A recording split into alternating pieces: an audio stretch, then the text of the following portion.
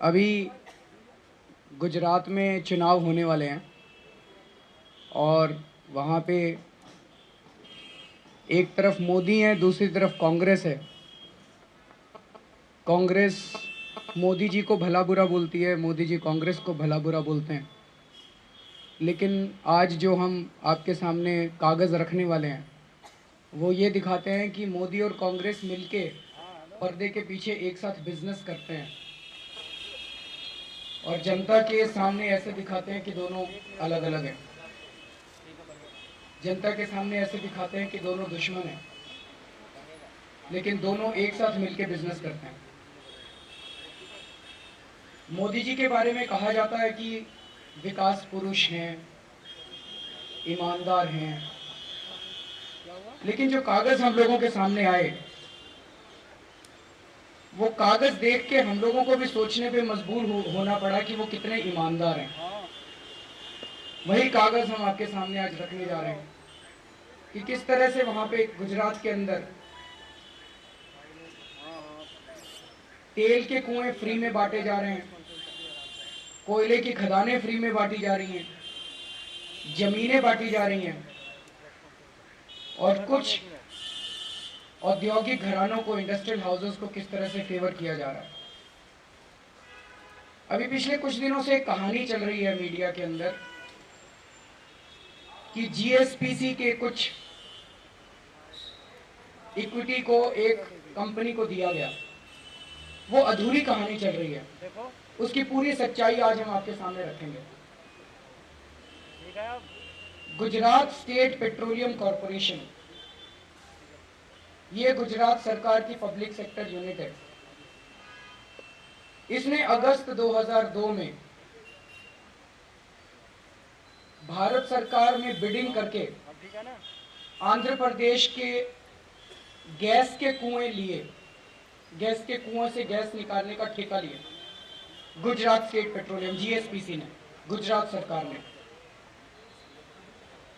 यहां पे जो गैस का भंडार था उसकी कीमत बताई जाती है कि $20 बिलियन, 1 लाख करोड़ रुपए का था, 1 लाख करोड़ रुपए का। जीएसपीसी ने इसको लिया और बड़ी मजे की बात है कि कुछ दिनों के अंदर उसमें से 20,000 करोड़ रुपए के गैस के कुएं इन्होंने फ्री में 2 कंपनियों को दे दिए। उसमें से एक कंपनी की बात तो पिछले कुछ दिनों से उठ रही है, दूसरी कंपनी की बात नहीं उठ रही है। 1 लाख करोड़ रुपए के गैस के कुएं उन्होंने लिए गुजरात सरकार ने, और कुछ दिनों के अंदर फरवरी 2003 में उसमें से 20,000 करोड़ रुपए के कुएं उन्होंने फ्री में 2 कंपनियों को दे दिए। सबसे पहला बात उठती है कि ये 2 कंपनियों का चयन कैसे हुआ, ये कैसे डिसाइड हुआ कि इन 2 कंपनियों को देना है, उसको नहीं देना। कोई बिडिंग नहीं हुई, कोई कॉन्ट्रैक्ट नहीं हुआ, कुछ नहीं हुआ। इन 2 कंपनियों को फ्री में ये कुएं दे दिए गए। उनमें से एक कंपनी है जियो ग्लोबल। उसके बारे में कहा है मोदी साहब ने कि भाई ये टेक्निकल असिस्टेंस देगी। बड़ी अच्छी बात है, टेक्निकल असिस्टेंस देगी वो कंपनी। जहां पे मोदी साहब को तेल के गैस के कुएं मिले, उन्हीं के पड़ोस में अंबानी साहब को भी गैस के कुएं मिले थे। दोनों पड़ोसी हैं, मोदी साहब और अंबानी साहब, वहां पे तेल के जो गैस के कुएं।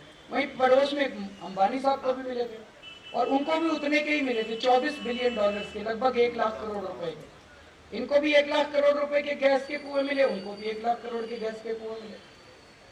मुकेश अंबानी जी ने जब पिछली साल अपने कुएं में से 30% ब्रिटिश पेट्रोलियम को दिया और ब्रिटिश पेट्रोलियम को कहा कि आप हमें टेक्निकल असिस्टेंस दीजिए, तो मुकेश अंबानी जी को 35,000 करोड़ रुपए मिले ब्रिटिश पेट्रोलियम से।